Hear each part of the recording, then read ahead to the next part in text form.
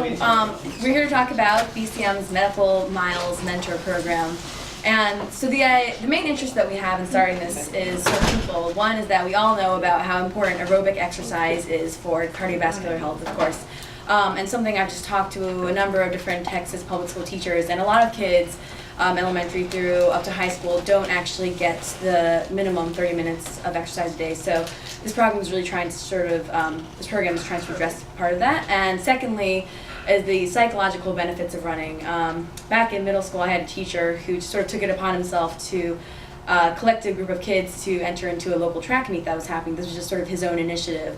And I never had any experience with like running or anything like that before, but I decided I would go for it. And I had a really great experience with that. He had us like do a baseline mile and then sort of set goal time. And having experience with that sort of like one-to-one effort reward experience with running was really transformative, and it sort of taught me, life skills of like how hard work and perseverance are really important. And I think especially because this program is going to be targeting low-income kids, these are really important life skills to have, because a lot of doors will be closed to them that we might have been open to us. Things like, having a parent around who can take you to, say, some sort of activity, or being able to like afford going to like a swim lesson, something like that. But the amazing thing about running is that all you really need is some shoes and motivation. So this is a quote from a running program that happened in a low-income school in DC. It says, "In our running program, it doesn't matter whether you come in first, in the middle of the group, or last. In the end, you can say, 'I have finished,' and that feels good." So this is not only about competition, it's also just about saying that like running can be for everybody. So in this presentation, we're going to talk about the mission, the background, implementation, the evidence to sort of back it up, the school that we're targeting, and that's it. Okay, so the mission statement is, through a weekly running program which promotes physical activity, teamwork, confidence, and mentorship, Medical Miles hopes to inspire intrinsic motivation for exercise and provide students with the stepping stones for academic and life success. And so how are we going to achieve this? First, we want to encourage physical activity as an essential component of health through both structured weekly workouts after school, which we will be involved in, and also through giving the kids like sort of homework assignments of exercise to take home. And to connect students with longitudinal medical student mentors in a casual, stress-free setting to promote honest and easy access advice. A lot of things that like we've discussed in this class is how important it is to find mentors, but it's always just kind of a little bit nerve-wracking, and like how do you actually start that relationship? So here we're gonna sort of be their friends, also their coaches.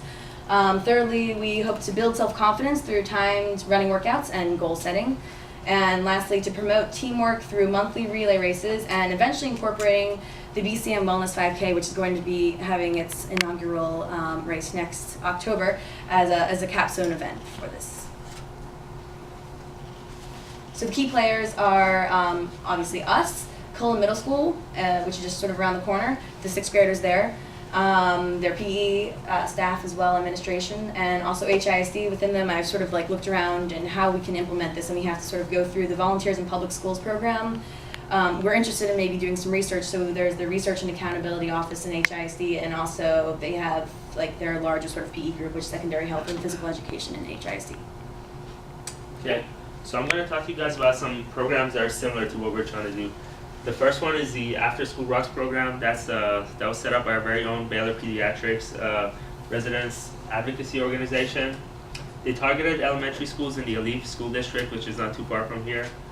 And what they did is they incorporated a running program into an already existing after-school program that they had there. They held one session every week run by residents, and a typical session would consist of a warm-up, some running games like relays and things like that, and then they would run around the track. And the goal was for everybody to run a longer distance that they ran the previous week. And the ultimate goal was to run a mile, 4 laps around the track by the end of it. Next slide. Okay, a couple of the sessions in this program was dedicated to education about healthy eating. And in these sessions, they would, as a group, make some healthy snacks and healthy meals. This was a good way to encourage the kids to make healthy choices when it comes to diet and eating.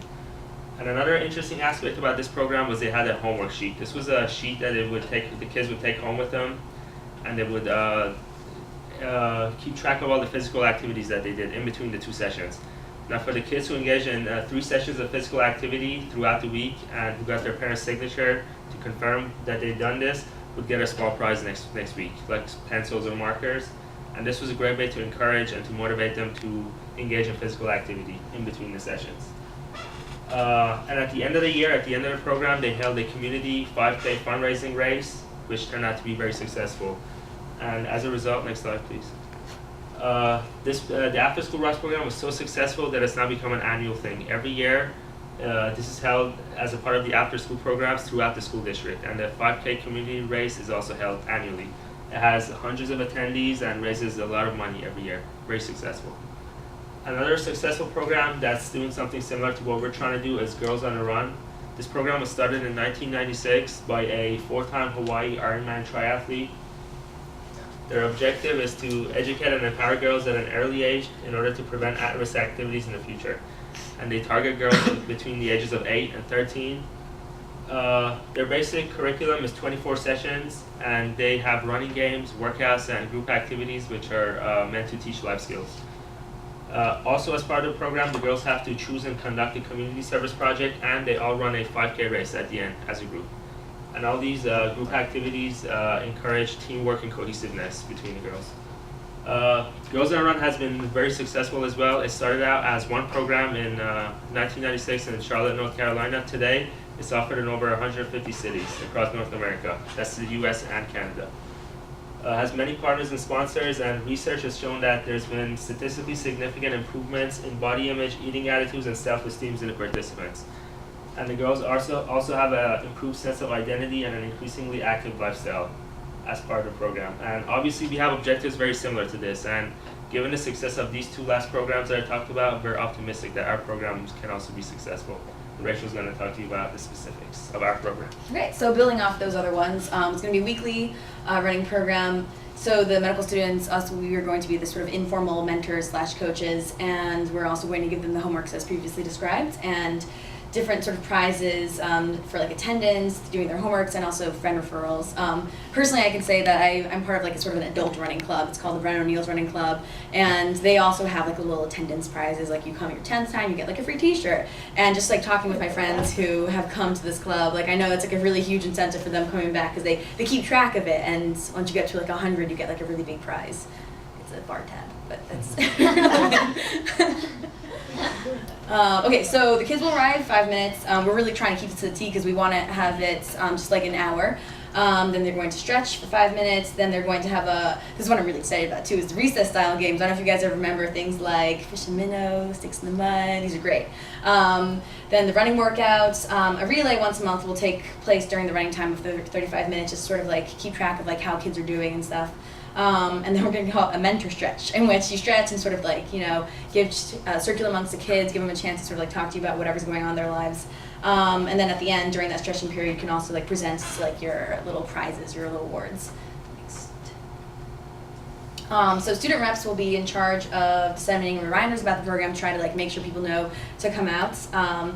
And so the referral prizes I sort of mentioned, it's kind of, something that marketing, like in businesses they do to like get your friend to come.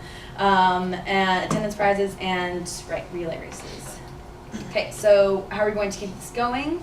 I've looked into a couple of like outside grants, and ING, the online bank, they have, they've spread their program to a number of places around the nation. It's called Run for Something Better, and they offer grants of up to $2,500, and also we're hoping to maybe be able to get funding from Collin itself.